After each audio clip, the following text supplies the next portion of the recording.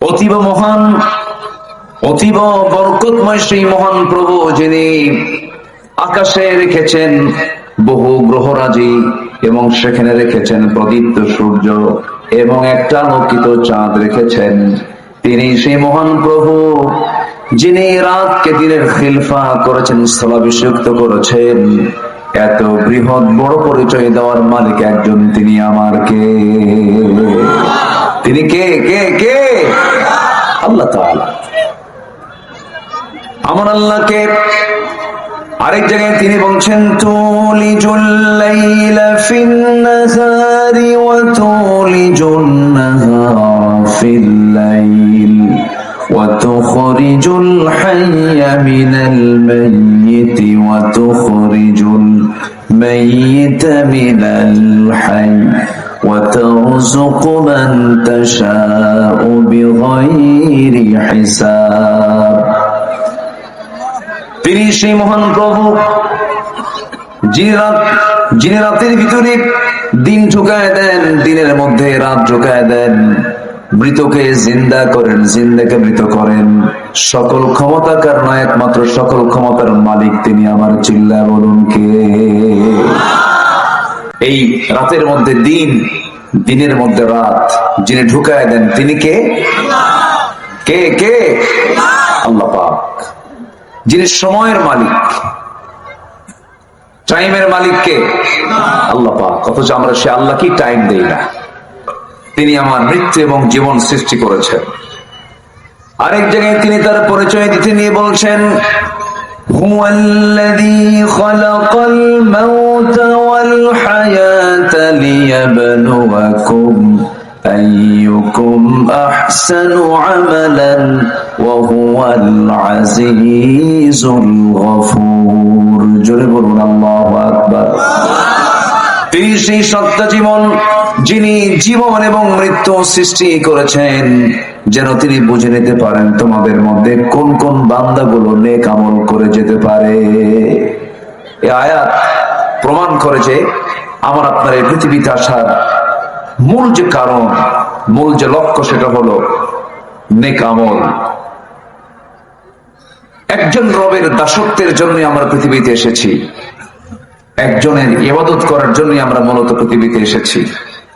আমাদের এই পৃথিবীতে আসার মূল লক্ষ্য, মূল উদ্দেশ্যই হচ্ছে ইবাদত, দাসত্ব করা একমাত্র কার?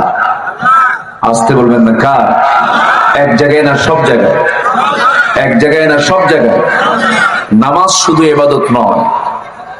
যদি এটা মনে করা হয়, এটা কমপ্লিটলি রং একটা আইডিয়া। তার পৃথিবীতে এমন কোনো কাজ নাই যে কাজ ইবাদত নয়। সকল কাজে ইবাদত আছে। ইসলাম তেমন একটি দ্বীনের নাম, এমন একটা কোড অফ লাইফ, যে নখ, হাতের 10টা আঙ্গুল, কোন নখটা আমি আগে কাটবো, কোন নখটা পরে কাটবো, এটার পদ্ধতিও শিখিয়ে দিয়েছেন মুহাম্মদ সাল্লাল্লাহু আলাইহি ওয়াসাল্লাম। এমন কোন কাজ নেই যে কাজে আল্লাহ পাকের ইঙ্গিত নেই, হুকুম নেই, শরিয়াত এমন কোন কাজ নেই যে কাজের সমাধান দেয়নি। প্রত্যেকটা কাজে ইসলামের নীতিমালা, ইসলামের বিধিনিষেধ আছে না নাই বলেন তো? আছে। অর্থাৎ যদি আমরা ইসলামকে সামনে রেখে যদি চালাই, সকল কাজগুলো আমার ইবাদত বলে গণ্য হয়ে যাবে। সম্মানিত ভাইরা, বহু কথা আছে, আস্তে আস্তে করে মিলাই নেব আমরা। তো এই ইবাদত যে আমরা করি, এই ইবাদত অনেকের কবুল হবে, অনেকের কবুল হবে না। অনেকের আল্লাহ পাক ইবাদতকে গ্রহণ করবেন, অনেকের গ্রহণ করবেন না। কেউ নামাজ পড়ে জান্নাতে যাবে, আবার কেউ নামাজ পড়ে তাকে জাহান্নামে যেতে হবে। সূরা মাউন তার প্রমাণ। হয়তো বলবেন যে আপনি এটা কেমন করে বললেন, নামাজ পড়লে আবার জাহান্নামে যাবে কেন? আল্লাহ রাব্বুল আলামিন বলেন, ফাওয়াইলুল লিল মুসাল্লিন আল্লাযীনা হুম আন সালাতিহিম সাহুন আল্লাযীনা হুম ইউরাউনা ওয়া ইয়ামনাউনাল মাউন। ওই সমস্ত মুসল্লির জন্য, ওই সমস্ত নামাজীর জন্য ধ্বংস যারা অবহেলা করে নামাজ পড়ে, আবার যারা লোক দেখানো নামাজ পড়ে, নির্দিষ্ট স্বার্থ সিদ্ধির জন্য নির্দিষ্ট সময় পর্যন্ত সুন্দর করে নামাজ পড়ে, নির্বাচন আসলে পরে 5 ওয়াক্তের জায়গায় 7 ওয়াক্ত নামাজ পড়ে। আছে কিনা বলে? মাথায় টুপি আসে, মাথায় টুপি ওঠে, পাঞ্জে পায়জামা পরে সব সাদা, মাথার চুল সাদা, টুপি সাদা, পাঞ্জাবি সাদা, পায়জামা সাদা, জুতাও সাদা, মনে হয় জিব্রাইল নাজিল হয়েছে। নির্বাচন শেষ, ড্রেসও শেষ। আছে না নাই? আল্লাহ বলছেন এই সমস্ত মুসল্লি ধ্বংস হয়ে যাক। নির্বাচন চলে গেল, বাস বিজয় মিছিল একখান দিয়া নাইট ক্লাবে গিয়ে মদ খাইয়া 3 দিন শীত হয়ে পড়ে থাকলো। সম্মানিত ভাইয়েরা, এই সমস্ত নামাজের কোন ফলাফল সে আখিরাতে পাবে না। অর্থাৎ আমার জীবনের কোন কাজ আমার কল্পনায় হবে না, আমার মন যা চায় তা অনুযায়ী হবে না। আমার জীবনের সকল কাজ হবে কার হুকুম অনুযায়ী? এটা হচ্ছে বান্দার কাজ। আমার সঙ্গে যারা আয়াত পড়েন ঠোঁট মিলিয়ে বলুন। আল্লাহ রাব্বুল আলামিন বলেন, قل إن صلاتي ونسكي ومحياي ومماتي لله رب العالمين। আমার সালাত, আমার কুরবানি, আমার জীবন, আমার মরণ একমাত্র কার জন্য বলুন? আসতে বলবেন না কার জন্য? আল্লাহর জন্য। আমাকে বলতে হবে সাইয়েদনা ইব্রাহিমের মতো বলতে হবে, ইন্নী ওয়াজ্জাহতু ওয়াজহিয়া লিল্লাযী ফাতারাস সামাওয়াতি ওয়াল আরদা হানিফান ওয়া মা আনা মিনাল মুশরিকিন। আল্লাহ মুখে চেহারা ঘুরায় নিতে হবে এবং আল্লাহর সামনে এটা শক্তভাবে আল্লাহর সামনে স্বীকৃতি দিতে হবে, আল্লাহ আমি মুশরিকদের অন্তর্ভুক্ত নই। হাজিরা যখন হজ করতে যায় তালবিয়া পড়ে, সেই তালবিয়ার মধ্যে শিরকের কথা আছে, আছে না নাই? আছে কিনা বলেন? লব্বাইক আল্লাহুম্মা লব্বাইক লব্বাইক লা শারীকা লাক লব্বাইক ইন্নাল হামদা ওয়ান নি'মাতা লাকা ওয়াল মুলক লা শারীকা লাক। দেখেন, তালবিয়ার মতো গুরুত্বপূর্ণ একটা দোয়ার মধ্যে হজের কিন্তু নির্দিষ্ট কোনো দোয়া নাই, শুধু একটা তালবিয়া। এটা ছাড়া কিন্তু এমন কোনো জরুরত কোনো দোয়া নাই যে দোয়াটা পড়তেই হবে, কিন্তু তালবিয়াটা পড়তে হয়। এই তালবিয়ার মধ্যে আল্লাহর সামনে আমি এই সিদ্ধান্ত জানিয়ে দিলাম, আল্লাহ আমি হাজির, আমি হাজির, তুমি ছাড়া কোনো ইলাহা নাই, তোমার সঙ্গে আমি শরীকানা স্থাপন কাউকে করব না এবং তোমাকে বিশ্বাস করি, তুমি আমার রব। আমি তোমাকে সাক্ষ্য দিচ্ছি, তোমাকে জানিয়ে দিচ্ছি কোন শরীক নাই, তোমার কোন শরীক থাকতে পারে না এবং আমি কাউকে শরীক বানাবো না। এই তালবিয়ার মধ্যে এই স্বীকৃতি দেওয়ার হুকুম দিয়েছেন তিনি, আমার চিল্লা বলুন কে?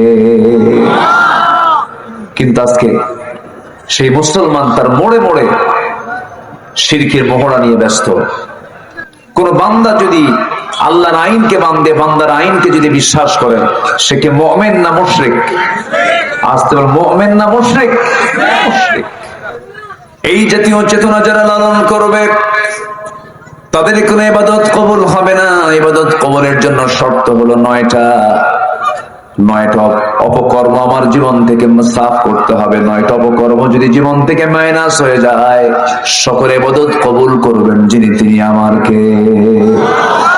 নাম্বার 1 হলো মুনাফিকি বাদ দিতে হবে। মুনাফিক তো রাজশাহীতে নাই,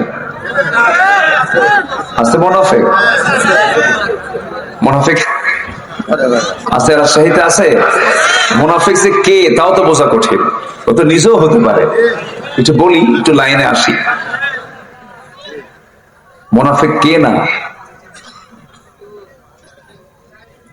বড় ভয়ঙ্কর বিষয়।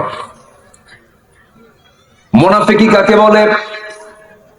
যার কথা এবং কাজটা অমিল পাওয়া যায়, কথার সঙ্গে কাজের মিল নাই, কাজের সঙ্গে কথার মিল নাই। যখন সে কথা বলে মিথ্যা বলে, ওয়াদা করলে ওয়াদা ভঙ্গ করে, কথা বলতে নিয়ে বাজে কথা বলে, এই সমস্ত সিমটম গুলো যার মধ্যে পাওয়া যাবে সে হলো মুনাফিক। আল্লাহ রাব্বুল আলামিন মুনাফিককে চেনার জন্য একটা সূরা নাযিল করেছেন, সূরাতুল মুনাফিকুন। সূরাতুল মুনাফিকুন। কাফেরকে চেনার জন্য সূরা কাফিরুন নাযিল করেছেন, মুমিনকে চেনার জন্য সূরা মুমিনুন নাযিল করেছেন। আল্লাহ বলছেন কাফির হইও না, কাফিরুন পড়ো, মুনাফিক হইও না, সূরা মুনাফিকুনটা পড়ে নাও, মুমিন হয়ে যাও, সূরা মুমিনুনটা পড়ো সুন্দর কইরা। আল্লাহ রাব্বুল আলামিন মুনাফিকদের সবচেয়ে বড় খারাপ দিক যেটা উচ্চারণ করেছেন তিনি প্রথমেই বলে দিয়েছেন, ইন্নাল মুনাফিকিনা লাকাযিবুন। নিঃসন্দেহে মুনাফিকদের সবচেয়ে বড় খারাপ দিক হলো তারা খুব মিথ্যা কথা বলে। এমন জাতীয় লোক বুঝি বাংলাদেশে নাই? আসতে বলবেন না, আছে না নাই? ওজনে কম দেয়, ওজনে কম দেয় যারা, তাদের নামে একটা সূরা নাযিল করেছেন, ওয়াইলুল লিল মুতাফফিফিন। ওই সমস্ত ওজন করনেওয়ালার ধ্বংস হয়ে যাক, যারা নেওয়ার সময় বেশি নাই, দেওয়ার সময় কম দেয়, তাদের ধ্বংস হোক। আছে না এমন লোক? এই জাতীয় চরিত্র হলো মুনাফিকের চরিত্র। কাদের চরিত্র বলেন তো? মুনাফিকের চরিত্র। আল্লাহ রাব্বুল আলামিন বলেন, ওয়ামিনান নাসি মান ইয়াকুলু আমান্না বিল্লাহি ওয়া বিল ইয়াউমিল আখির ওয়া মা হুম বিমুমিনিন। মানুষের মধ্যে এমন কিছু লোক আছে যারা বলে আমরা ঈমান এনেছি আল্লাহর প্রতি, পরকালকে বিশ্বাস করে নিয়েছি, কিন্তু মূলত তারা ঈমান আনে নাই। ওয়া ইযা লাকুল্লাযীনা আমানু ক্বালু আমান্না ওয়া ইযা খালাউ ইলা শায়াতিনহিম ক্বালু ইন্না মা'আকুম ইন্নামা নাহনু মুস্তাহজিউন। জোরে বলুন আল্লাহু আকবার। ইমানদারদের সঙ্গে যখন মিলিত হয় তখন বলে আমরা তোমার সাথে আছি, আবার যখন শয়তানদের সঙ্গে মিলিত হয় তখন বলে আমরা তো মূলত তোমার সঙ্গে আছি, আমরা তাদেরকে ধোঁকা দিচ্ছি, উপহাস করছি মাত্র। এই সমস্ত চরিত্রগুলো মুনাফিকদের দ্বারা প্রকাশ পায়। আমার নবীর যুগেও মুনাফিক ছিল, নামাজ পড়তো, নবীর বয়ান শুনে চোখের পানি ফেলে ফেলে কাঁদতো, কিন্তু মূলত তারা মুনাফিক। ইসলামের যত ক্ষতি হয়েছে কাফির মুশরিক জালিমদের দ্বারা যতটুকু ক্ষতি হয়েছে, তার চেয়ে বেশি ক্ষতি হয়েছে হলো মুনাফিকদের দ্বারা। মুনাফিক আছে না নাই? আছে। আমার বন্ধুগণ একটু কান লাগাবেন, নবীর জীবন দশায় এক মুনাফিকের ইন্তেকাল হয়ে গেল। আমার নবীজি শুনতে পেলেন সেই মুনাফিকের ছেলে একজন ছিল, ভালো সাহাবী ছিলেন। নবীর কাছে এসে বলছেন, ইয়া রাসূলুল্লাহি, আমি জানি আমার বাবা মুনাফিক ছিল, খারাপ মানুষ, কিন্তু আমার জন্মদানকারী পিতা হুজুর, আমি আপনার কাছে তার জন্য একটু আবদার নিয়ে এসেছি। কি নিয়ে আবদার নিয়ে এসেছে বলো হুজুর? আমার বাপ মুনাফিক, আমি জানি আমার আব্বা খারাপ মানুষ, কিন্তু আমার বাবা দুনিয়া থেকে বিদায় নিয়েছেন। আমি চাচ্ছি তার গায়ের কাফনের কাপড়টা যে পরাবো, আমি চাচ্ছি আপনার বরকতময় একটা জুব্বা দিলে পরে আমার বাবাকে আপনার পরনের জুব্বা দিয়ে মুড়াইয়া দেব। সন্তানের লক্ষ্য হলো যদি আল্লাহ মাফ করেই দেন, বাবার প্রতি মহব্বত আছে না নাই? যদি আল্লাহ মাফ করেই দেন, আমার নবীজি মানা করতে পারলেন না। আমার নবীজি সঙ্গে সঙ্গে করলেন কি, সুন্দর একটা জুব্বা তার হাতে দিয়ে দিলেন। সাহাবী করলেন কি, বাবাকে গোসল করায় দেয়া মুনাফিক গোসল করায় দিয়া আমার নবীজির বরকতের জুব্বা তার গায়ে পরায় দিয়া নবীর কাছে সেকেন্ড টাইম এসে বলছেন, ইয়া রাসূলুল্লাহি, আমি আপনার কাছে একটা আবদার নিয়ে এসেছি। কি বলবে বলো, আমাকে বলো। সাহাবী বলছেন, ইয়া রাসূলুল্লাহ, আমি জানি আমার বাবা মুনাফিক, সারা জীবন মুনাফিকি করেছে, ইসলামের বিরুদ্ধে যুদ্ধ লাগিয়ে দিয়েছে, বিভিন্ন ষড়যন্ত্র করেছে। আমি জানি আমার বাপ খারাপ মানুষ, কিন্তু হুজুর আমার বাপ তো হয়, আমি চাচ্ছি আমার বাবার কাপড়ের কাপড়টা পরিয়েছে আপনার জুব্বা দিয়া, কিন্তু আমার বাবার জানাজার দায়িত্ব আমি আপনার কাঁধে দিতে চাই। হুজুর আপনি আমার বাবার জানাজায় যাবেন কিনা? আমার নবীজি কিচ্ছু বললেন না। একটু চুপ মেরে পরক্ষণে বলেন, সাহাবী তুমি আমার প্রিয় সাহাবী, তোমাকে মানা করি কেমনে? যাও, তুমি চলে যাও, তোমার বাবার জানাজার দায়িত্ব আমি নিলাম, আমি যাচ্ছি জানাজায়, যাও। চলে গেলেন জানাজায়। আমার নবীজি জানাজায় হাজির হয়ে গেলেন, সামনে দাঁড়ায় গেলেন। ওমরে ফারুক রাদিয়াল্লাহু তাআলা আনহু পিছন দিক থেকে আমার নবীজির জুব্বা বারবার টান দিচ্ছেন আর বলছেন, হুজুর আপনি কার জানাজায় দাঁড়ালেন? সে তো মুনাফিক। আমার নবীজি বলছেন, ওমর আমাকে বাধা দিও না, আমার প্রিয় সাহাবীর আবদার, আমি তাকে মানা করতে পারি নাই। আমি জানাজায় দাঁড়িয়ে গেলাম। বিশ্বনবীর মতো মানুষ তার জানাজায় দাঁড়ালেন। জানাজা সম্পন্ন হওয়ার সঙ্গে সঙ্গে আল্লাহর পক্ষ থেকে আয়াত নাযিল হলো, সাবঈনা মারওয়াতান। হে রাসূল, আপনি বিশ্বনবী হওয়ার পরও মুনাফিকের জন্য যদি আপনি ৭০ বার তার জন্য মাফ চান, আমি আল্লাহ মুনাফিকের পক্ষে কোনো দোয়া কবুল করব না। নাউজুবিল্লাহ বলেন। জুব্বা দিয়ে কাজ হয় নাই। নবী তার জন্য জানাজায় দোয়া করেছেন, তাও কাম হয় নাই। শুধু মিথ্যাচারিতা। ২ নম্বরই ওয়াদা ভঙ্গ করা, মিথ্যা শপথ দিয়ে জনগণকে ধোঁকাবাজি করার কারণে আল্লাহ রাসূল দোয়া করার পরও তার পক্ষে দোয়া কবুল করেননি। তিনি কে? আসতে বলেননি, বলবেন না তিনি কে? ইমানদার তাদের জবান হবে ২ রকম না ১ রকম? ইমানদারের জবান হবে ২ রকম না ১ রকম? যে রাজনীতি করতে গিয়ে জবান ২ করতে হয়, ওই রাজনীতির মুখে আমরা থুতু মারি, থুতু মারি, থুতু মারি।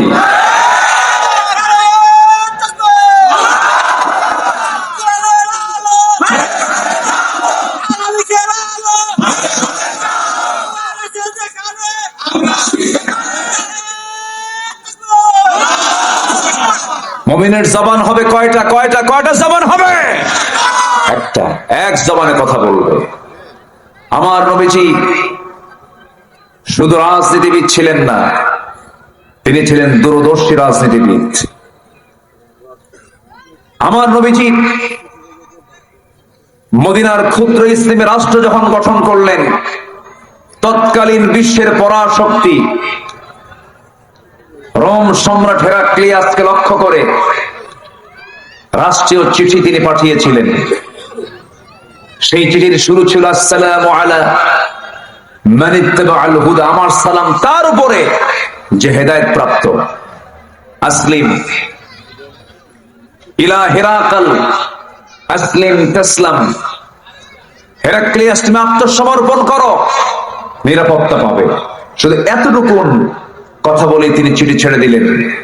রোম সম্রাট হেরাক্লিয়াস যখন তার হাতে যখন চিঠিটা হস্তগত হলো, চিঠিখানা হাতে নিয়ে তার মন্ত্রী পরিষদ বর্গকে ডাক দিয়ে হেরাক্লিয়াস বলেছিলেন, আজকে আমার কাছে যে চিঠি এসেছে, যে চিঠি যার পক্ষ থেকে এসেছে, এই চিঠির ফলাফল আমি তোমাদেরকে জানায় দিচ্ছি।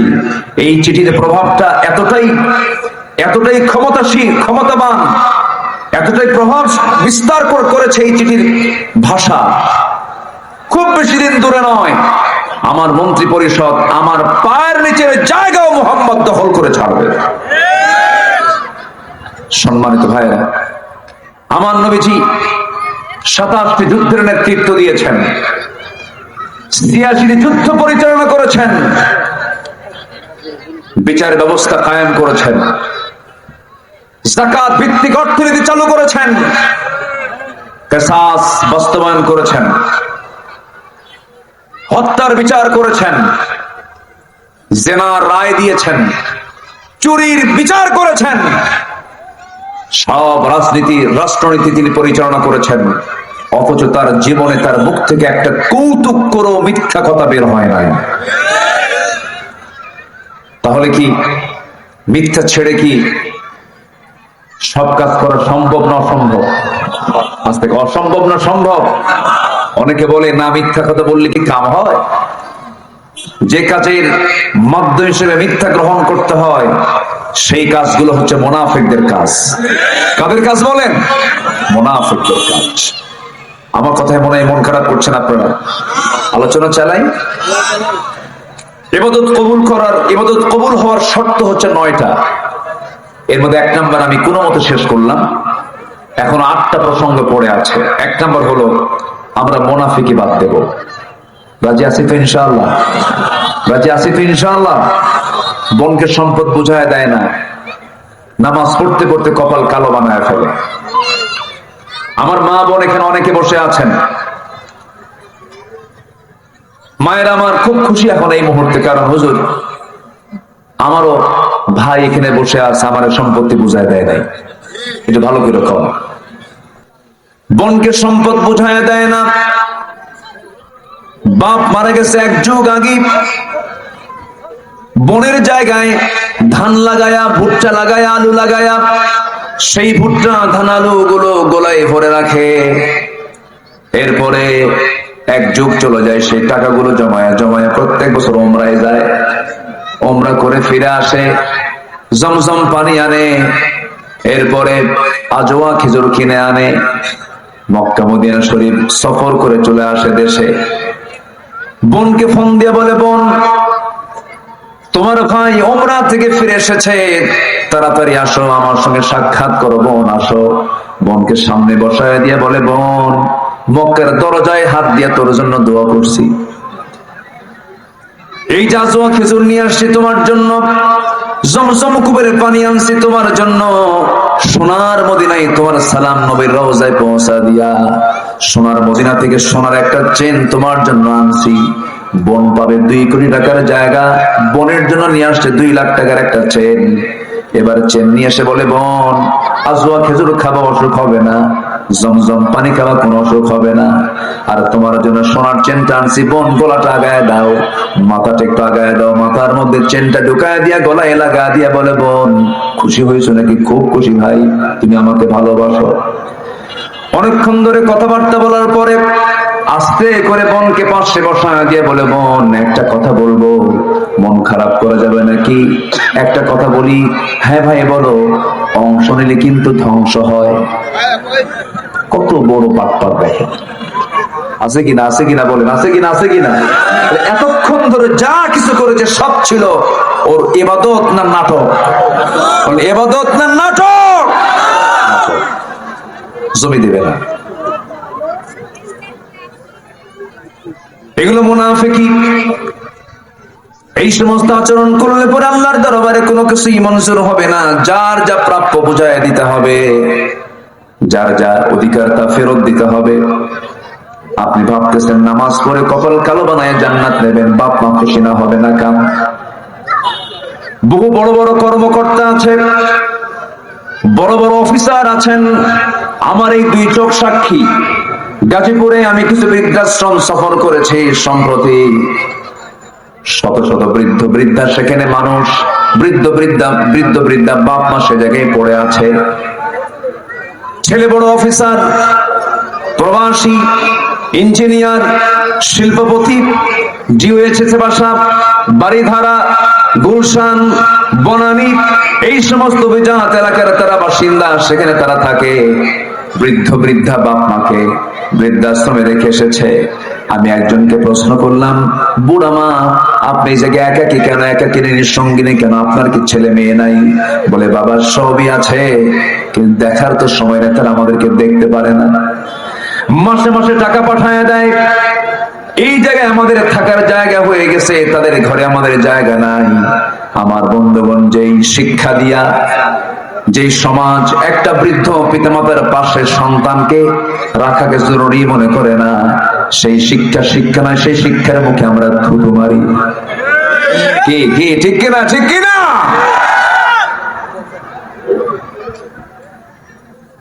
যে শিক্ষা আমাকে বাবার সেবা করতে বাধা দেয়, এটা কোন শিক্ষা?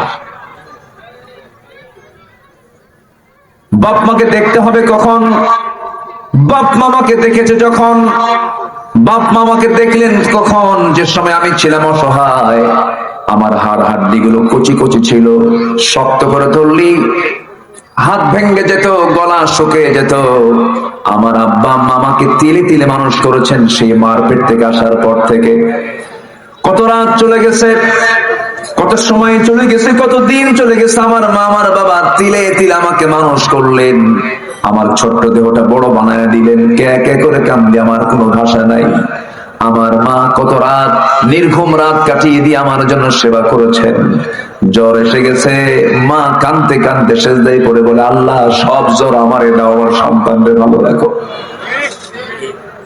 স্বামীকে ডাক দিয়ে বলে, স্বামী আমার তাড়াতাড়ি ডাক্তারে ডেকে আনেন। বাপ সারা রাত খুঁজে খুঁজে ডাক্তার পায় না, বুকটা ছটফট করে। এত কষ্ট করে ধীরে ধীরে সন্তানকে বড় করেছেন যেই বাপ মা, সেই বাপ মা যখন বুড়ো হয়ে যাবে, আল্লাহ সূরা বনী ইসরাঈল স্পষ্ট করে বলছেন, তুই দেখবি বাপ মাকে তোর বাপ মার বুড়া কালে, তোর বাপ মা যখন বুড়া হয়ে যাবে, তুই তখন যুবক। তুই যেমন শিশু ছিলি, তোর বাপ মা ছিল যুবক। তোর বাপ মা যখন শিশু হয়ে যাবে, অর্থাৎ বুড়া হয়ে যাবে, তুই থাকবি তখন শক্তিশালী। তোর দায়িত্ব হলো প্রয়োজনে সেই বাপ অথবা মা অথবা দুইজনই তাদের খেদমত করার জন্য যদি প্রয়োজনে চাকরি ছেড়ে দিতে হয়, চাকরি ছেড়ে দিয়ে হলেও বাপ মার খেদমত করতে হবে। তো কথা ক্লিয়ার? কথা ক্লিয়ার? বাপ মার হক আদায় হবে, আল্লাহ তার দোয়া কবুল করবেন। বাপ মার হক আদায় হবে না, তার কোন ইবাদত কবুল হবে না। ইবাদত কবুলের শর্ত এগুলো। এই কথাগুলো কি বলার দরকার আছে ভাই? বাপ মাকে ভাত দেয় না এমন সন্তান তো রাজশাহী জেলায় নাই, আছে? আচ্ছা, আমার বন্ধুগণ একটু মনোযোগ দিয়ে শুনবেন কথাগুলো। কোন হক নষ্ট করা যাবে না, কোন হক নষ্ট করলে সব বরবাদ হয়ে যাবে। পিতামাতার হক আছে, স্ত্রীর হক আছে, স্বামীর হক আছে, সন্তানের হক আছে। সন্তানের হক আদায় না করলে পরে বাপ মাকে উপর করে জাহান্নামে নিক্ষেপ করা হবে। সন্তানের উপরে, বাবা মার উপরে সন্তানের বড় হক হলো, প্রত্যেক বাপ মার উচিত সন্তানকে দ্বীনি শিক্ষা দেওয়া। কি ঠিক কিনা? দ্বীনি শিক্ষা দেওয়া। সন্তান বাপ মাকে কেন দেখবেন, এটার জন্য বাপ মারও কিছু ব্যর্থতা আছে। বাপ মার কিছু ব্যর্থতা আছে না নাই? আচ্ছা, আপনি শিক্ষা দিতে পারেন নাই তো। আমার বন্ধুগণ একটু মনোযোগ দিয়ে কথাগুলো শুনুন। আমার নবীজি সাহাবায়ে কেরামদের মাঝে একদিন আলোচনা করছিলেন, হঠাৎ করে কথা বলতে নিয়ে একদিন বলে ফেলেন, সাহাবীরা আমি কি তোমাদেরকে বনী ইসরাইল যুগের একটা ইতিহাস বলবো নাকি? সাহাবীরা বলছেন, ইয়া রাসূলুল্লাহ আপনি বলুন, আমাদেরকে নসিহত করুন। আমার নবীজি বলছেন, বনী ইসরাইল যুগে তিনজন যুবক, টকবগে তিনজন যুবক তারা একসঙ্গে কোথাও বের হলো। বের হওয়ার পরপরই প্রচন্ড পাহাড়ি ঝড়ের কবলে পড়ে গেল।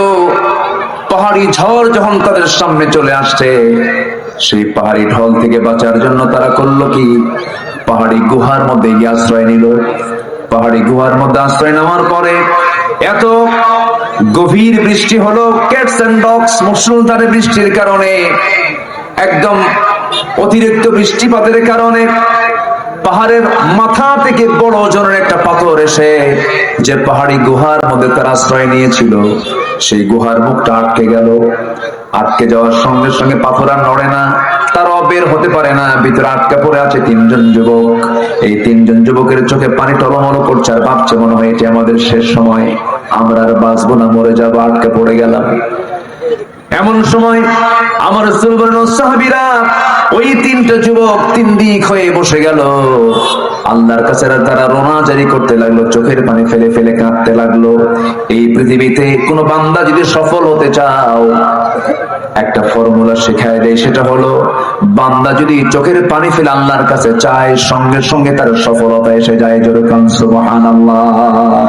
কান্নার জায়গা কার কাছে? আসতে বলবেন না, কার কাছে? স্বামী বউয়ের কাছে কাঁদবি, বউ বলবে তুমি কেমন পুরুষ, পুরুষের চোখে কি পানি আসতে হয় নাকি পানি আনা লাগে না?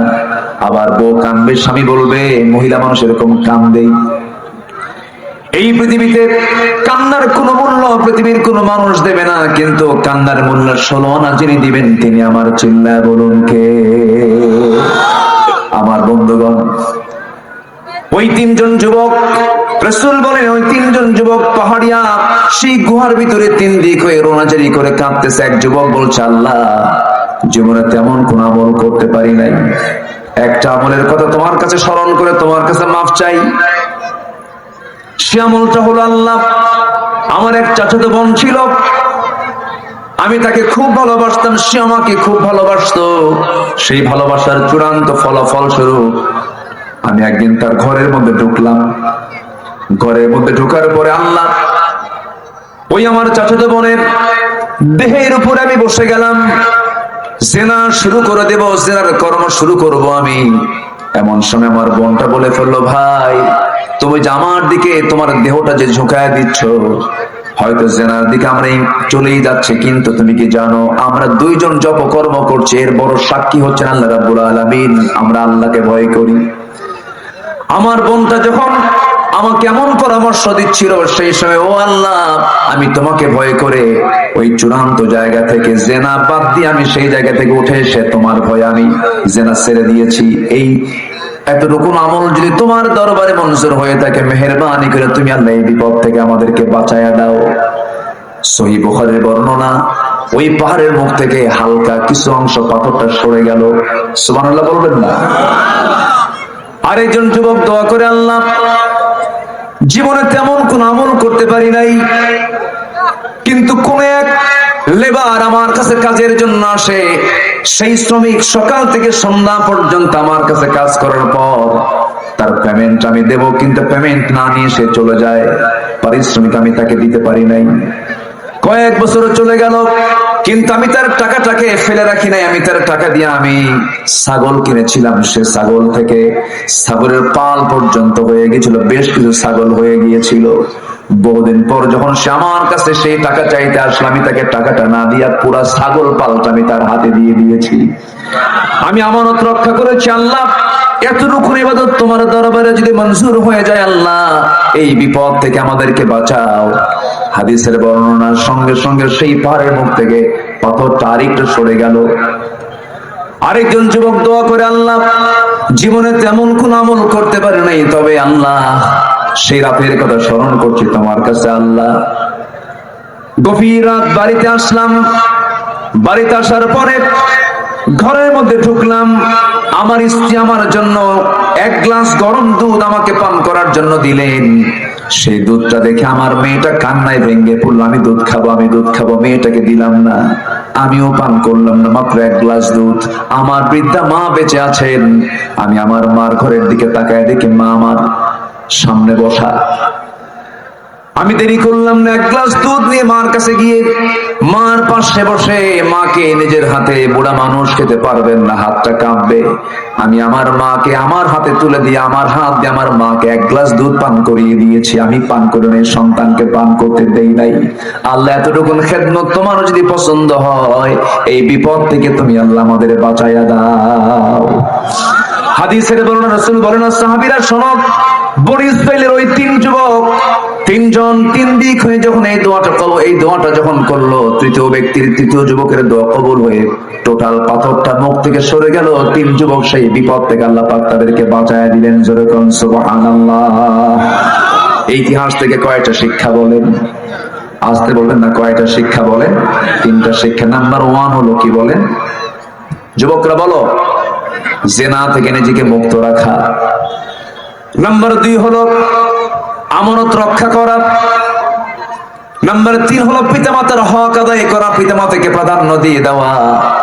আমার বন্ধুগণ, আপনাকে যদি কেউ প্রশ্ন করে সবার আগে খরচ করব কার জন্য, কোরআনকে আপনি প্রশ্ন করুন, কোরআন বলে দাও আমি মাসে মাসে যে টাকাটা কামাই করি, সেই টাকাটা আমি প্রথম খরচ করব কার জন্য। কোরআন বলে দিচ্ছে, ইয়াসআলুনাকা মাযা ইউনফিকুন কুল মা আনফাকতুম মিন খায়রিন ফালিল ওয়ালিদাইনি ওয়াল আকরাবিন। হে রাসূল, আপনাকে প্রশ্ন করবে খরচ কোথায় কোথায় করা হবে। 1 নম্বর খরচ আপনি জানায় দেন। 1 নম্বর খরচ হলো প্রত্যেক মানুষকে তার পিতা মাতার জন্য তার আগে 1 নম্বর খরচ করবে। যেরকম সুবহানাল্লাহ। এরপরে ওয়াল আকরাবিন, এরপর নিকট আত্মীয়, পরিবার পরিজন, তাদের জন্য খরচ করে। 1 নম্বর খরচের খাত কারা? বলেন বলেন বলেন।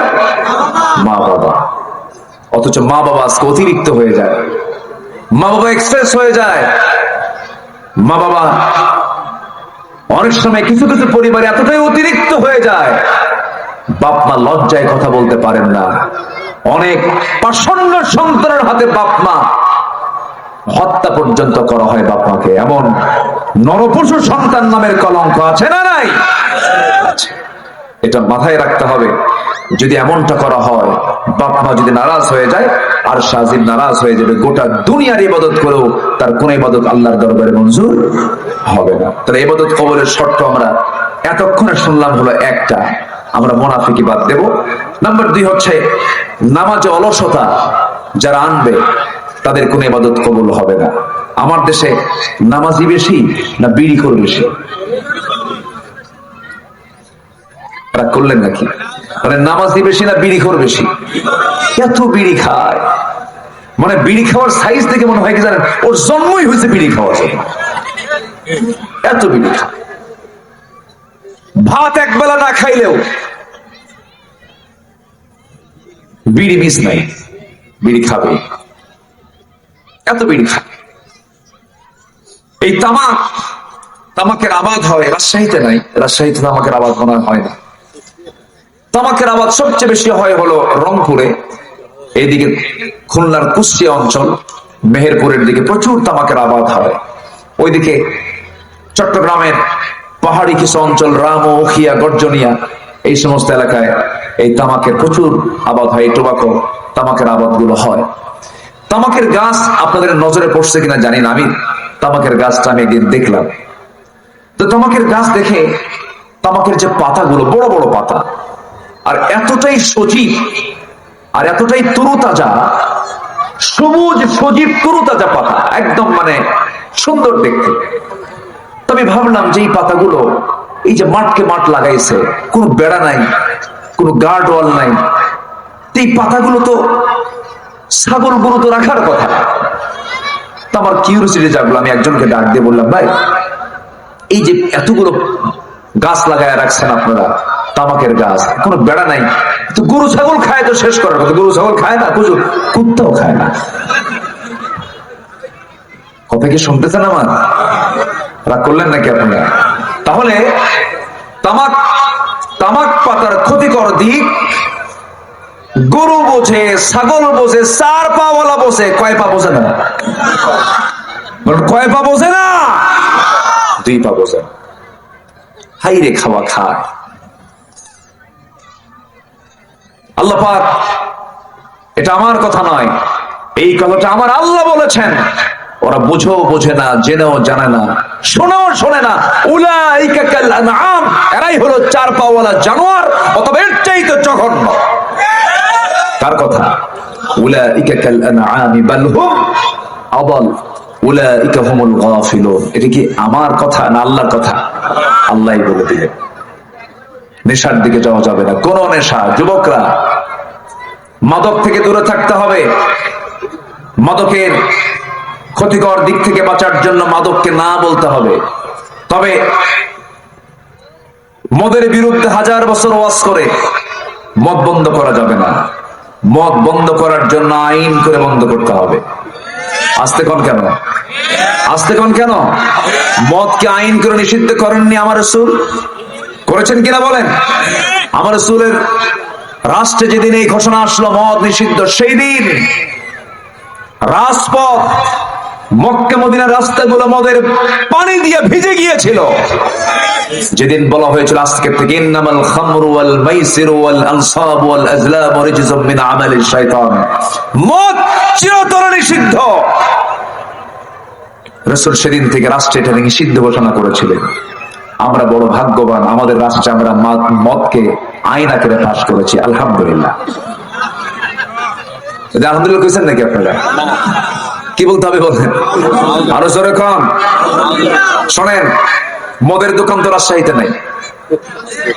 আছে মদের দোকান আছে, তবে কাস্টমার নাই।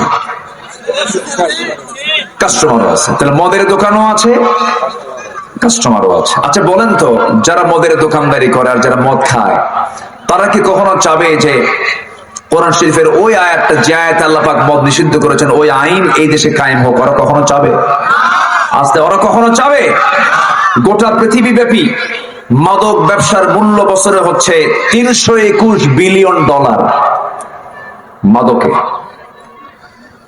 অস্ত্র ব্যবসা $100 বিলিয়ন বার্ষিক। পতিতা ব্যবসা হলো $400 বিলিয়ন। জুয়ার ব্যবসা হলো পৃথিবীব্যাপী প্রতি বছর $110 বিলিয়ন বার্ষিক গড়, বার্ষিক প্রায় এক বছরে। অবৈধ সোনা কারবারি $100 billion. Computer games, casino, free fire, PUBG. যুবকরা হাসতেছে কিন্তু সব বোঝে। এই সমস্ত কারবারে এটার বিজনেস হয় প্রায় $54 বিলিয়ন। এই মাদক, মদ, অস্ত্র, পতিতা, জুয়া, কম্পিউটার গেমস বাণিজ্যের বার্ষিক বাজার মূল্য প্রায় $2685 বিলিয়ন। এই আন্তর্জাতিক অবৈধ ব্যবসার সঙ্গে জড়িত আমার দেশেও আছে না নাই? আসতে বলবেন না, আছে না নাই? এরা কি কখনো চাবে যে ইসলাম কায়েম হোক? এরা চাবে? চাবে না। বিশ্বব্যাপী ইসলামের বিরুদ্ধে অবস্থান কেন? ইসলামের বিরুদ্ধে যুদ্ধ কেন? তাদের এই সমস্ত রমরমা বাণিজ্য তাদের কি হয়ে যাবে? বন্ধ হয়ে যাবে।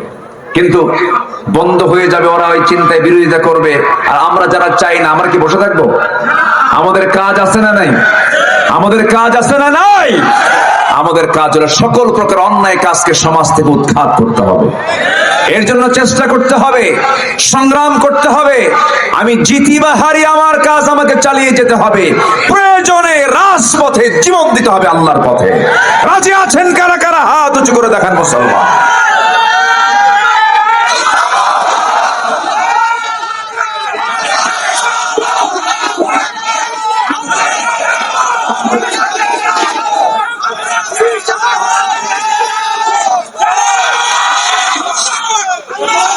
আল্লাহ কবুল করুন, জোরে বলি আমিন। আরো জোরে আমিন। তাহলে আমরা সবাইকে 5 ওয়াক্ত নামাজ পড়তে রাজি আছি? সবাইকে নামাজ পড়তে রাজি আছি? আমার দেশে নামাজি বেশি না বিড়িখোর বেশি? আমার দেশে নামাজি বেশি না ইমানদার বেশি?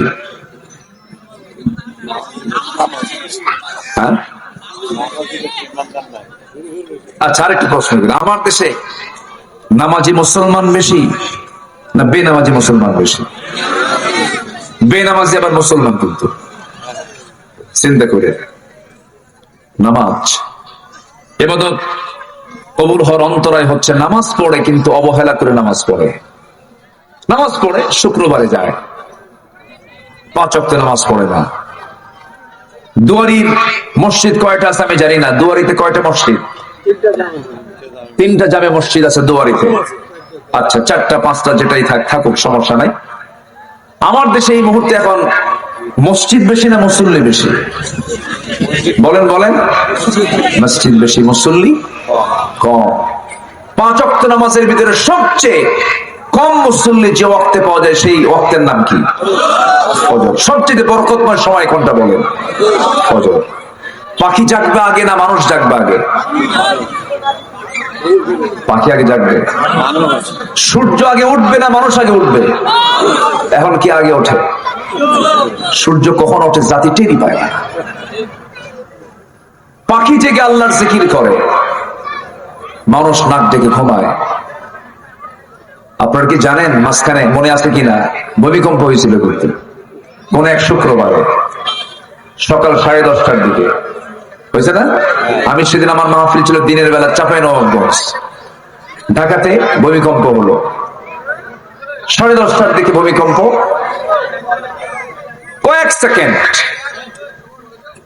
কয়েক সেকেন্ডের ব্যবধানে বিল্ডিং এ, কোন বিল্ডিং এ, ঢাকার ম্যাক্সিমাম বিল্ডিং এ একটা লোক নাই। সব যেদিক থেকে পারতেছে সব রাস্তায় দাঁড়ায় গেছে। কারো গায়ে কি কাপড় চোপড় ছিল? কাপড় চোপড় ছিল না, সব রাস্তায় দাঁড়ায় গেছে। কার ভয়ে? আল্লাহর ভয়ে। কি কোন মরার ভয়? মরার ভয় না করে আল্লাহর ভয়ে যদি বের হতো, তখন কি 10:30টায় বের হয় না ফজরে বের হয়? ফজরে বের হতো। নামাজ পড়ে না। আমার বন্ধুগণ, নামাজ অবহেলা করা যাবে না। বাবা এই যে কথা বলা যাবে না বাবা, এখানে কথা বললে তো ওয়াজ করতে পারবো না। একটু বসো, তোমরা বসো। আমার বন্ধুগণ, 5 ওয়াক্ত নামাজ পড়তে হবে, নামাজ ছেড়ে দেওয়া যাবে না। দুয়ারির ভাইদেরকে আমি বলে যাচ্ছি, আপনার ফজরের মুসল্লি যদি জোহরের চাইতে বেশি হয়, আসর মাগরিব এশারের চাইতে ফজরের মুসল্লি যদি বেড়ে যায়, আমি আজকে এখানে একটা হলফ করে যাচ্ছি, আমি শপথ বলে যাচ্ছি, আমি একটা চূড়ান্ত হলফ করে বলতে চাই, যেদিন দুয়ারির মসজিদগুলো আসর মাগরিব এশা জোহরের চাইতে ফজরের মুসল্লি মসজিদ কানায় কানায় ভরে যাবে, আল্লাহর কসম এই গ্রাম থেকে মাদক, নেশা, বেপরদার সমস্ত সুদের কারবার সব বন্ধ হয়ে যাবে। এটাই বাস্তব। নামাজ তো নাই। জুমার নামাজে কিছু মুসল্লি চলে আসে, জুমার নামাজের গড় হিসাব যদি করা হয় মাত্র 15% মানুষ এই দেশে নামাজ পড়ে, আর 5 ওয়াক্ত নামাজ পড়ার মুসল্লি মাত্র হলো 5 জন, 100 জনের 5 জন। নামাজ নাই। আমার বন্ধুগণ, এমন চিত্র তৈরি হতো না। এমন চিত্র কেন চিত্রায়িত হয়েছে? যদি এমনটা হতো, রাষ্ট্রীয় পর্যায়ে যদি নামাজটা কায়েম হয়ে যেত, আজকে 5% লোক বেনামাজি থাকতো, 95% মানুষ নামাজি হয়ে যেত। 54 বছরের ইতিহাসে পার্লামেন্টে একটা বিষয় আমাকে খুব আকৃষ্ট করেছে। মেজর হাফিজ বীর বিক্রম, তিনি সংসদের স্পিকার নির্বাচিত হয়েছেন। ওনাকে কোন এক মন্ত্রী বললেন যে, আপনি যদি আমাকে অনুমতি দেন তাহলে নামাজের আগে এই বিলটা পাশ করতে পারি। মেজর হাফিজ সাহেব বলেছিলেন, এর উত্তরে বললেন যে, না, বিল পরে পাশ হবে, নামাজ আগে আদায় হবে। আমরা এই কথার সঙ্গে আরেকটা সুর মিলাইয়া দিতে চাই। এমন একদিন বাংলাদেশে আসুক, পার্লামেন্টে কণ্ঠ ভোটে জাহান্নাম থেকে বাঁচার জন্য, জাতির জন্য নামাজের আইন পাশ করে ফেলতে হবে। আল্লাহ পাক এমন দিন আমার দেশের জন্য কবুল করে দেন। জোরে বলি আল্লাহুম্মা আমিন। জাহান্নাম থেকে বাঁচার জন্য 1 নাম্বার কাজ 5 ওয়াক্ত নামাজ। সবাইকে পড়তে রাজি আছেন? সবাইকে 5 ওয়াক্ত নামাজ পড়তে রাজি আছেন? আল্লাহ কবুল করুন। জোরে বলি আমিন। আমার বন্ধুগণ, একটু কান লাগাবেন, কোরআনকে প্রশ্ন করুন। কোরআন বলতো জাহান্নামে যাবার 1 নাম্বার কারণ কি?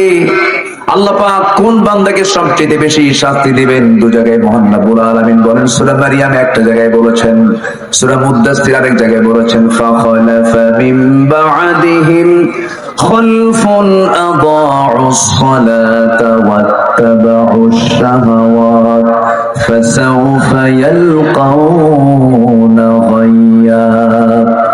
আরেক জায়গায় বলছেন, মা সালাকাকুম ফি সাকার ক্বালু লাম নাকু মিনাল মুসাল্লিন। ও জাহান্নামীরা, তোমার আজকে জাহান্নামে কেন?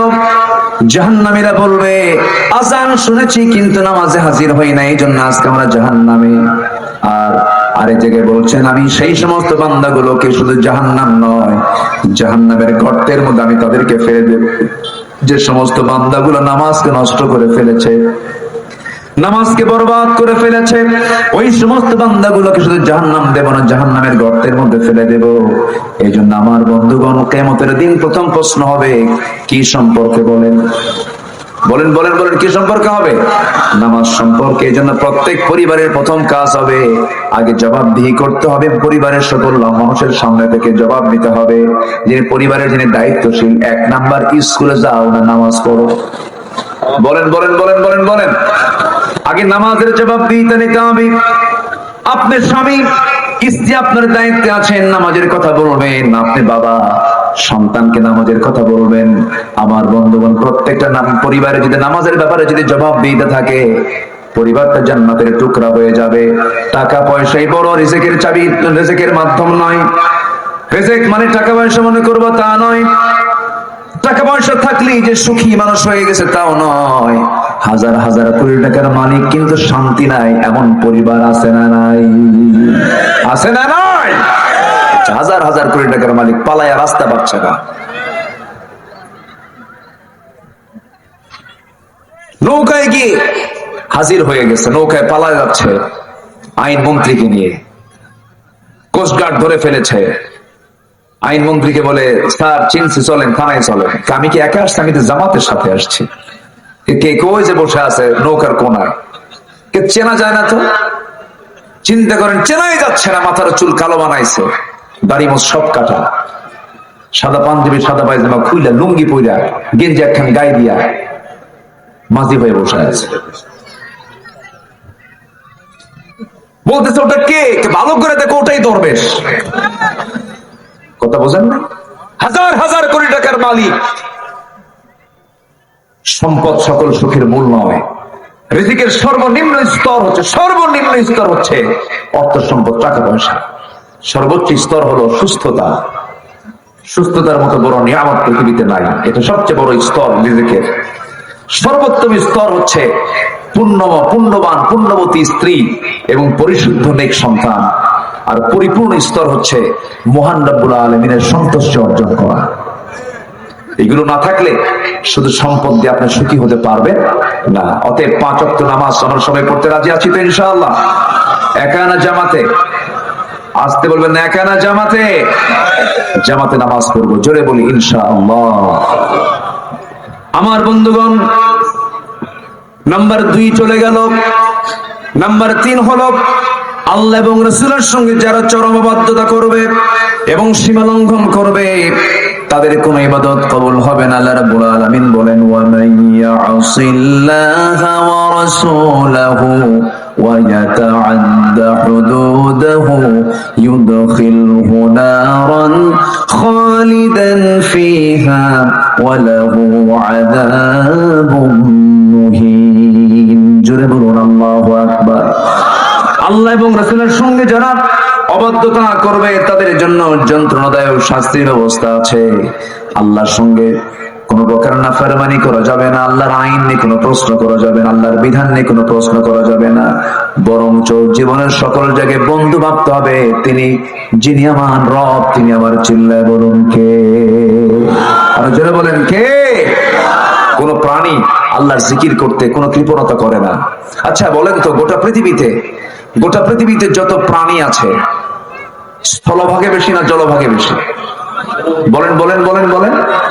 জলভাগে বেশি। মানুষ আর কত খায়? জলভাগের একটা তিমির কথা বলি। তিমির ওজন হচ্ছে 120 টন। সেই তিমি তার বাচ্চাকে দুধ পান করায় প্রত্যেকদিন 50 থেকে 60 মণ।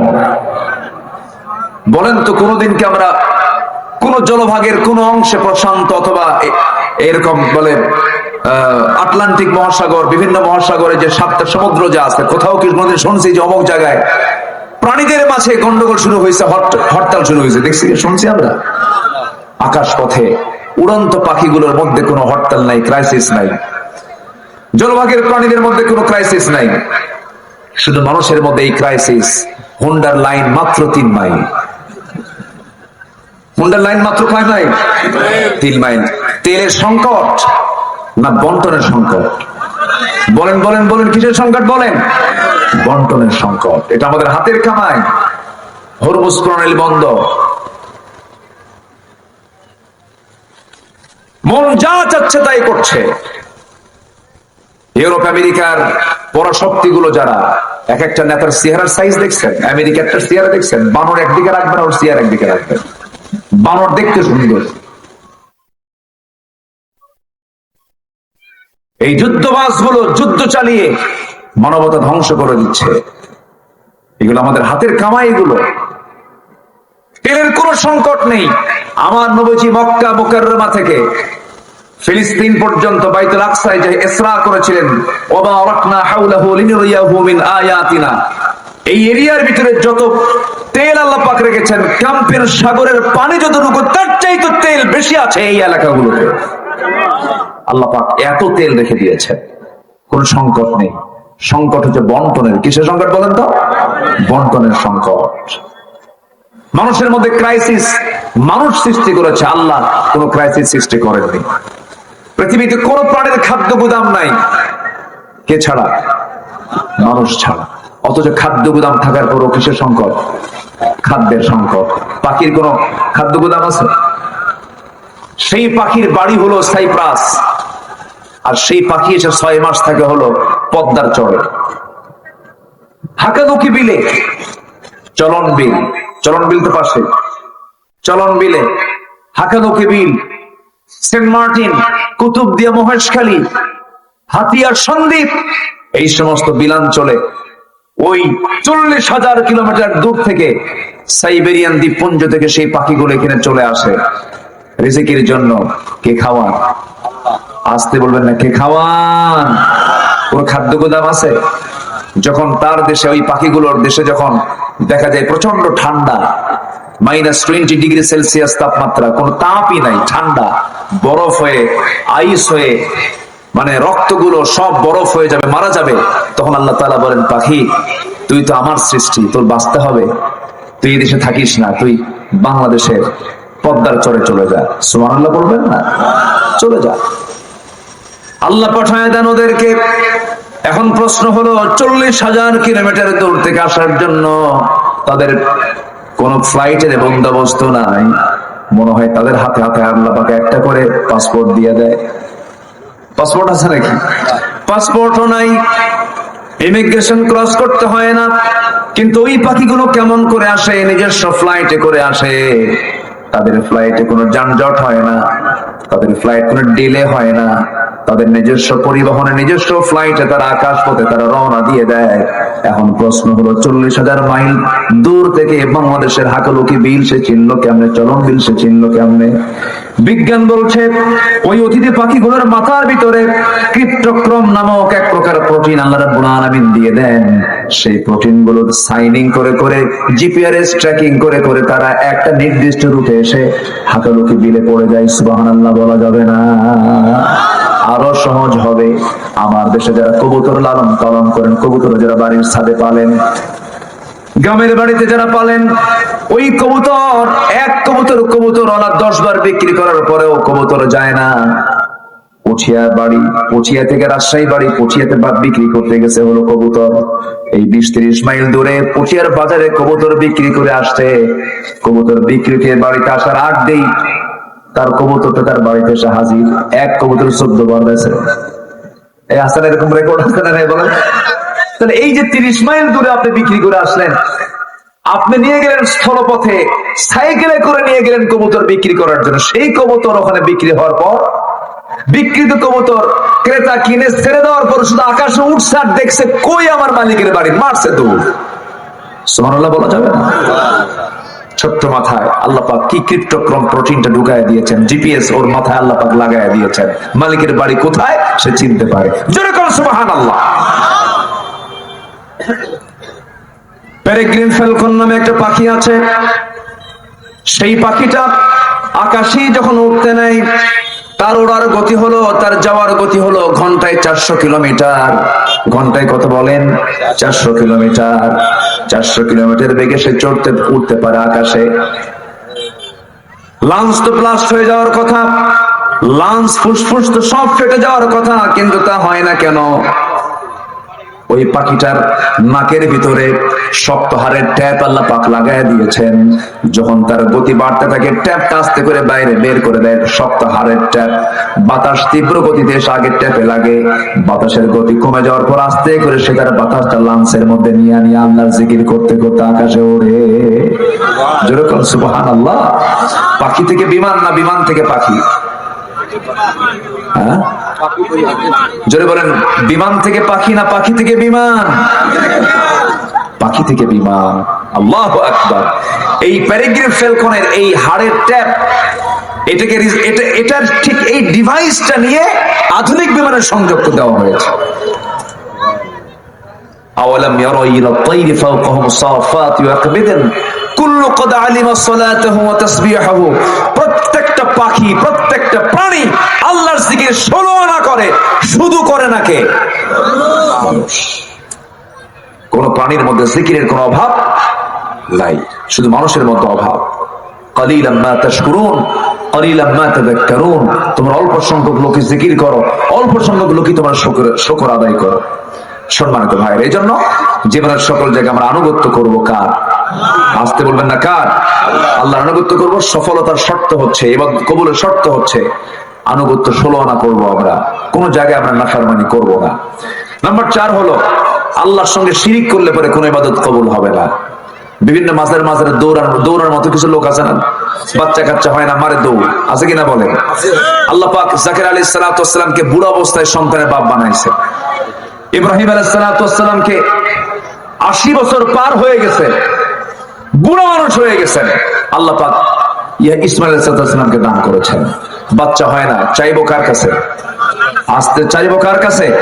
কোন মাজারে কোন ব্যক্তির কাছে চাওয়া জায়েজ নাই, এটা শিরক হয়ে যাবে, শিরকের কাছে আমরা যাব না। নাম্বার 5 হচ্ছে সামনে পেছনে যারা পরনিন্দা করে, যারা গীবত শিকায়েত এগুলো করে বেড়ায়, তাদের কোনো ইবাদত কবুল হবে না। যাদের হৃদয়ে হিংসা থাকে তাদের কোনো দোয়া কবুল হবে না। হিংসুক লোক তো রাজশাহীতে নাই। জমি কেনে একজন, ঘুম হয় না আরেকজনের, আছে না? আছে না? আছে না? জমি কিনছে একজন, ওই জমি কেনার সংবাদ শোনার পর থেকে মাথা থাপড়ে আর কয় ও কিনলো কেমনে, ও কিনলো কেমনে। এই হচ্ছে অবস্থা। যখন আপনি দেখবেন এরকম যে আপনার মধ্যে এরকম হিংসা কাজ করছে, ভাববেন যে আপনার মধ্যে ফেসলা শয়তান ধরছে। হিংসা করা যাবে না। হিংসা করবেন, আপনার কোনো ইবাদত কবুল হবে না। রমজান মাসে বান্দার সব গুনাহ মাফ হবে, শর্ত হলো হিংসা মুক্ত হয়ে। শবে কদরের রাতে আল্লাহ সব বান্দার গুনাহ মাফ করেন, শুধু হিংসকের কোনো গুনাহ মাফ করেন না। হিংসা মারাত্মক ভয়ঙ্কর জিনিস। আল্লাহ তুমি হিংসা থেকে বাঁচাও। জোরে বলি আল্লাহুম্মা আমিন। আরো জোরে আল্লাহুম্মা আমিন। এক বেচারি আগের যুগের মানুষ তো ঘোড়ায় চড়ে বিয়ে করত। এক বেচারি যুবক বিয়ে করবে, গ্রামের একটা লোক মুরব্বীর হাতে ঘোড়া আছে, তো ঘোড়াওয়ালার কাছে গিয়ে বলছে চাচা আমার ঘোড়াটা দিবেন, আমার অমুক দিন বিয়া। চাচার কাছে রাগ উঠে, ওকে দেখতে পারে না, রাগের ঠেলায় বলছে সবাই রে দিল, তোরে ঘোড়া দেবো না, যা। ওর মন খারাপ, চলে আসছে বাড়িতে। সবে কদরের রাত আসছে, শুধু বোঝানোর জন্য বলছে আমি রূপক অর্থে। সবে কদরের রাতে মসজিদে চলে গেছে, নামাজ কালাম পড়ে তাহাজ্জুদ পড়ে শেষ রাত্রিতে, কদরের রাতে শেষ রাত্রিতে বলতেছে আল্লাহ আজকের রাত্রিতে আমার জন্য কোনো চাওয়া পাওয়া নাই, আমার একটাই দোয়া, বুড়ার যেন ঘোড়া মরে। বুড়ার জন্য কি মরে? ঘোড়া মরে। এই দোয়া করে চলে আসছে বাড়িতে। ফজরের একটু পরপর বাড়িতে এসে মার দিকে তাকায় দেখে মা কান দেখে, মা তুমি কান্দো কেন? বাবা তোর গরু মরছে। কি মরছে? গরু মরছে। দোয়া কবুল ঠিকই হয়েছে, মালাকুল মউত আসছে, কিন্তু ঘোড়ার কাছে না গরুর কাছে? কার গরু? যে দোয়া করছে নিজের গরু। হিংসা করবেন, নিজে হিংসারা করে চলে পড়ে সারখার হয়ে যাবেন। হিংসকের ক্ষতি হবে, যার জন্য হিংসা করা হয় তার উন্নতি হবে। এটাই বাস্তবতা। দোয়া কবুলের শর্ত হচ্ছে এই জাতীয় আচরণ নিজের জীবন থেকে সাফ করে ফেলবো আমরা। জোরে বলি ইনশাআল্লাহ। সম্মানিত ভাইরা, আল্লাহকে ভুলে থাকা, বন্ধ কাজের আদেশ করা, এগুলো থাকলে পরে আল্লাহ কোন ইবাদত তার কবুল করবেন না।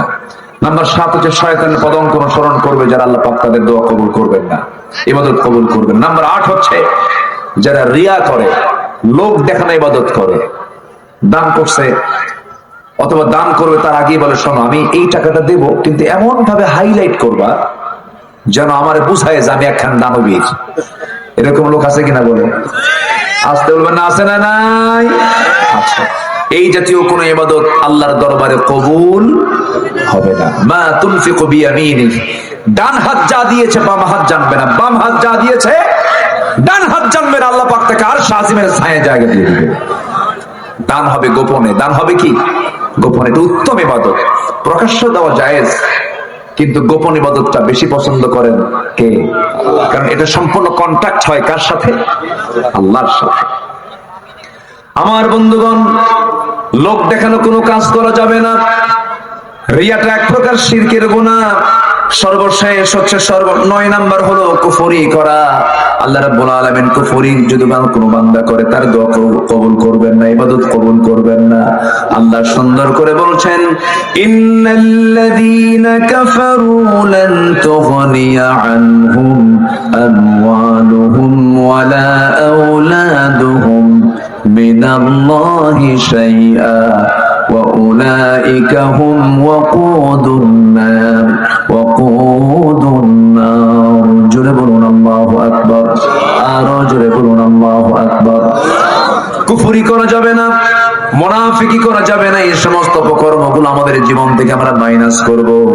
ইমানদারদের গুণগুলো আমরা অর্জন করার চেষ্টা করব। আল্লাহ রাব্বুল আলামিন বলছেন যাদের মধ্যে আমি 7টা গুণ পাবো, আমি আল্লাহ তার হাতে জান্নাত তুলে দেব। জোরে বলুন সুবহানাল্লাহ। রাব্বুল আলামিন বলেন, قد أفلح المؤمنون الذين هم في صلاتهم خاشعون والذين هم عن اللغو معرضون والذين هم للزكاة فاعلون والذين هم لفروجهم حافظون আল্লাহ রাব্বুল আলামিন বলেন, ওই সমস্ত মুমিনদের জন্য আমি জান্নাত রেখে দিয়েছি। নাম্বার 1 যারা খুশুর সাথে নামাজ পড়বে। নাম্বার 2 হলো যারা আজে বাজে কথা থেকে জিহ্বাকে বিশ্রাম দেবে, আজে বাজে কোনো কথা মুখ থেকে বের করবে না। কথা আগে না চিন্তা আগে? বলেন বলেন বলেন, কথা আগে না চিন্তা আগে? চিন্তা আগে। অসংযত কোনো কথা বলবে না। নাম্বার 3 যারা যাকাতটা ঠিক মতো আদায় করবে। নাম্বার 4 যারা লজ্জাস্থানের যারা হেফাজত করবে। নাম্বার 5 হলো যারা ওয়াদা ঠিক রাখবে। নাম্বার 6 হলো যারা আমানত ঠিক রাখবে। নাম্বার 7 হলো নামাজের শুরু নামাজের শেষ যারা নামাজটাকে কন্টিনিউ করবে। আল্লাহ বলছেন এই সমস্ত বান্দাকে আমি আল্লাহ নিজ হাতে তাকে জান্নাত তুলে দেব। যেরকম সুবহানাল্লাহ। নামাজের এই ব্যাপারে আমরা খেয়াল রাখবো। ওমর ফারুক রাদিয়াল্লাহু আনহু নামাজের কি গুরুত্ব দেখেন। তিনি দুনিয়া থেকে বিদায় নিচ্ছেন, তিনি সারা জীবন দোয়া করেছেন, আল্লাহ তুমি আমাকে শহীদ মওত দাও, মদিনা শহরে মৃত্যু দিয়ে দাও। দোয়া কবুল হয়ে গেছে। ফজর নামাজ পড়ানোর জন্য তিনি মসজিদের দিকে বের হয়েছেন। খলিফাতুল মুসলিমিন নামাজ পড়ানোর জন্য তিনি মুসাল্লায় দাঁড়িয়েছেন। নামাজ শুরু করেছেন, প্রথম রাকাত আদায় করেছেন। দ্বিতীয় রাকাতে নামাজ পড়তে নিয়ে হঠাৎ করে এক জালিম আততায়ী এসে তার ডান পাশে এসে তার পেটের মধ্যে বিষাক্ত চাকু ঢুকায় দিয়েছে। নামাজ তিনি পড়তে পারলেন না। বাঁচার জন্য চেষ্টা করলেন, বুঝে ওঠার আগেই আবার চাকু বের করে তল পেটে দুবার করে মেরে দিয়েছে চাকু। পেট থেকে ভুঁড়িগুলো বাইরে বের হয়ে আসছে। সেন্সলেস জমিনে পড়ে গেলেন। মুসলিমরা তাকে ধরে ফেলেছে, জালিমটাকে ধরে ফেলেছে, তাকে গ্রেফতার করে রেখেছে। কয়েক ঘন্টা তার সেন্স নাই। কয়েক ঘন্টা পর যখন ফিরে এলো, তিনি তো নামাজ কমপ্লিট করতে পারেন নাই। সেন্স ফেরার সঙ্গে সঙ্গে তিনি তাকায় দেখেন তার সন্তান আব্দুল্লাহ ইবনে ওমর সামনে বসে ডুকরে ডুকরে কান্দে। ওমর ফারুক বলছেন, আব্দুল্লাহ কান্দো কেন? কান্নার দিন তো শেষ, হাসতে থাকো, আমাকে হাসি মুখে বিদায় করো। আমার সারা জীবনের দোয়া কবুল হয়ে গেছে। আমি নিশ্চিত আমি শহীদ হতে চলছি, কারণ আমাকে জাগাত করেছে সে একজন মাজুসি, অগ্নি পূজক আবু লুলু মাজুসি। আমি নিশ্চিত শহীদের দরজা পেয়ে যাচ্ছি। তুমি আমার জন্য দোয়া করো আব্দুল্লাহ। কান্নাকাটি করো না, কান্নাকাটি থেমে দাও। এরপরে আমার নবীজির এই প্রিয় সাহাবী ওমর ফারুক বলছেন, আব্দুল্লাহ আমার জন্য কিছু পানি আনো। তিনি করলেন কি, দৌড় মেরে তার সন্তান আব্দুল্লাহ দৌড় মেরে গিয়ে 1 গ্লাস পানি তার সামনে হাজির করলেন। 1 গ্লাস পানি আনার সঙ্গে সঙ্গে ওমর ফারুক বলছেন, আব্দুল্লাহ রে কিসের পানি আনছো? কিসের পানি আনছো? খাওয়ার পানি আনছো, আপনি তৃষ্ণার্ত। সঙ্গে সঙ্গে ওমর ফারুক বলছেন, শোনো আব্দুল্লাহ, আমার কলিজায় কোনো তৃষ্ণা নাই, আমার কলিজায় কোনো ক্ষুধা নাই, আমার কলিজায় তিল পরিমাণ কোনো পানির প্রয়োজন না। আমার পানির প্রয়োজন হলো নামাজের জন্য। হুজুর পানি এনে দাও। জোরে কোন সুবহানাল্লাহ। হুজুর পানি এনে দেওয়া হলো। নামাজ তার কমপ্লিট হয়ে 1 রাকাত হয়েছে, 1 রাকাত আহত হয়েছেন। হুজুর পানি আনা হলো, ওযু বানালেন। ওযু বানায়া নামাজ পড়বেন, ভুঁড়িগুলো বের হওয়া, রক্তগুলো গড়ে গড়ে পড়ছে। এমন সময় গামছা দিয়া তিনি পেটটা বাঁধলেন। রক্ত শূন্যতেই পড়ে দাঁড়াতে পারলেন না, বসে গেলেন। বসেও পারলেন না, শুয়ে শুয়ে নামাজটা পড়লেন 2 রাকাত। নামাজ শেষ করার পরে বলছে, আব্দুল্লাহ আমি তো দুনিয়া থেকে বিদায় নিয়েছি, আব্বা আপনার জন্য ডাক্তার আনছি, হাকিম আনছি। ডাক্তার দিয়ে কি করবো আব্দুল্লাহ? আমি তো বাঁচবো না। ডাক্তার ভিতরে ঢুকে বলছে, আমিরুল মুমিনিন 1 গ্লাস দুধ দিলাম, দুধটা পান করুন। তিনি 1 গ্লাস দুধটা হাতের মধ্যে নিয়ে বিসমিল্লাহ বলে পান করলেন, কিন্তু দুধটা পেটে থাকলো না, সব ফুটো দিয়ে নারী বুড়িদের সামনে পেট দিয়ে বের হয়ে গেল। ডাক্তার চিৎকার মেরে বলে, ও আমার ভাইরা, আমরা আমিরকে আমরা হারাচ্ছি। খলিফাতুল মুসলিমিন দুনিয়া থেকে বিদায় নেবেন, আর তাকে বাঁচানোর সম্ভব না। ওমর ফারুক মুস্কাশি দিয়ে বলে, ডাক্তার রে আমাকে তোরা বাঁচাবি কেমনে? কারণ ওমর তার নাকের মধ্যে জান্নাতের ঘ্রাণ পেতেছে। যেরকম সুবহানাল্লাহ। ডাক্তার তুমি চলে যাও, ঘর থেকে বের হয়ে যাও। ডাক্তার বের হয়ে যাচ্ছি। ওমর ফারুক লক্ষ্য করে দেখেন তার পাজামার কাপড়টা গিরার নিচে পাজামার কাপড় দেখে বলছেন, ও ডাক্তার এদিকে আসো, পাজামার কাপড়টা ঠিক করে পড়ো, কারণ কিয়ামতের দিন যার পাজামার কাপড়টা গিরার নিচে চলে যাবে, আল্লাহ রাব্বুল আলামিন তার দিকে কিয়ামতের দিন নজরে দিবেন না, সে জাহান্নামে চলে যাবে, তার ওই অংশটুকু জাহান্নামে যাবে। চিন্তা করে দেখুন, মৃত্যুর প্রহর গুনছিলেন। মৃত্যুর একদম দ্বার প্রান্তে পৌঁছে গেছেন, সেই সময় তিনি দাওয়াতের কাছ থেকে একচুল পরিমাণ নড়েন নাই। জোরে কোন সুবহানাল্লাহ। ওমর ফারুক রাদিয়াল্লাহু তাআলা এবার বলছেন, আব্দুল্লাহ কেঁদো না, 2 বছর আগে আমার ভাই আবু বকরকে নবীর পাশে শোয়া দিয়েছে, নবীর পাশে তিনি কবরে শুয়ে আছেন। আমার বড় শখ, আমি আমার নবীর কবরের পাশে ঘুমাতে চাই।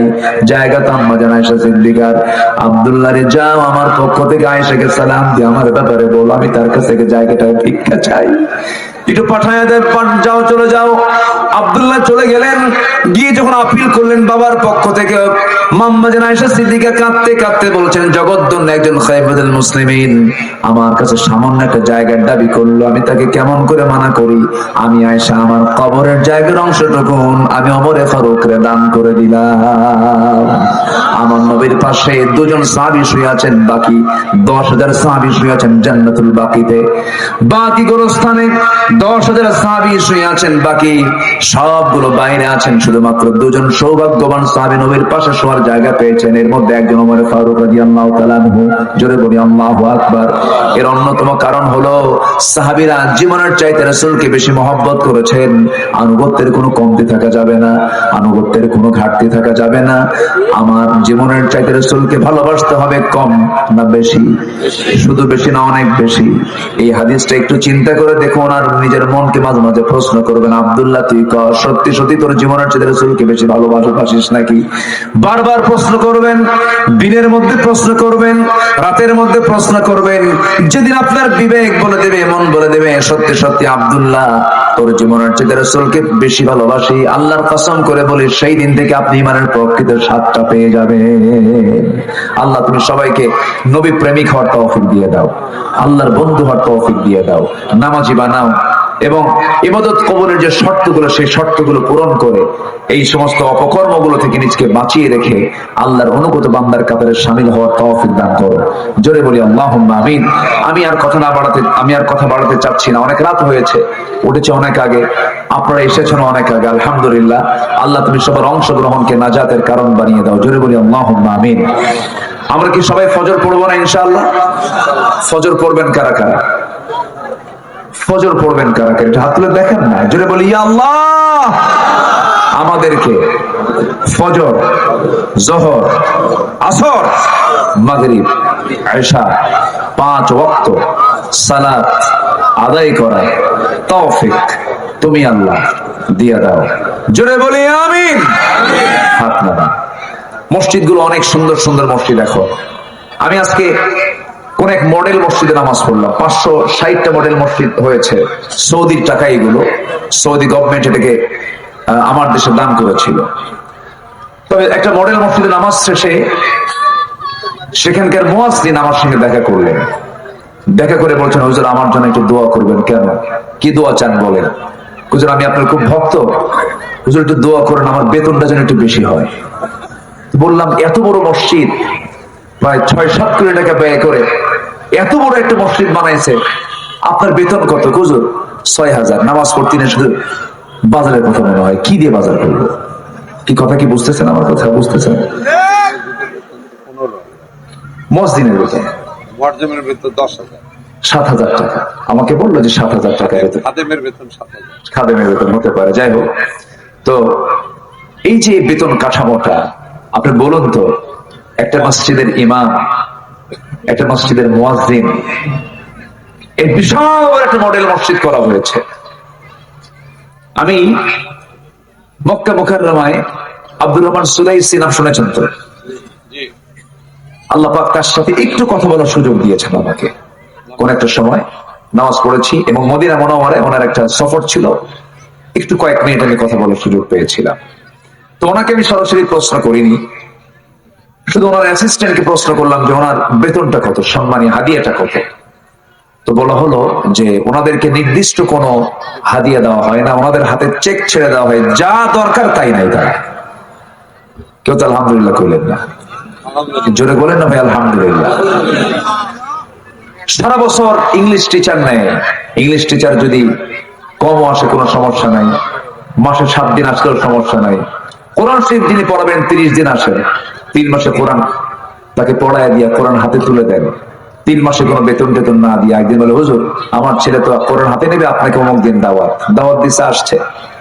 দাওয়াত শেষে খাওয়া দাওয়া, বলে হুজুর 3 মাস আপনি অনেক কষ্ট করে পড়ালেন, তো কোরআন শেখায় তো টাকা নেওয়া জায়েজ নাই, তো হুজুর দোয়া করবেন। হুজুর, আমার কথা কি বুঝতে পারছেন আপনারা? সম্মানিত বন্ধুগণ, আমার আজকে এই দুপুরের এই কথাটা আমার কাছে কেমন যেন মনে হলো। সে বেচারাটা আমার কাছে আফসোস করে বলে, হুজুর আপনারা তো কথা বলেন, একটু এই বিষয়ে একটু আলোচনার মাঝে যদি একটু বলতে পারেন ভালো হবে।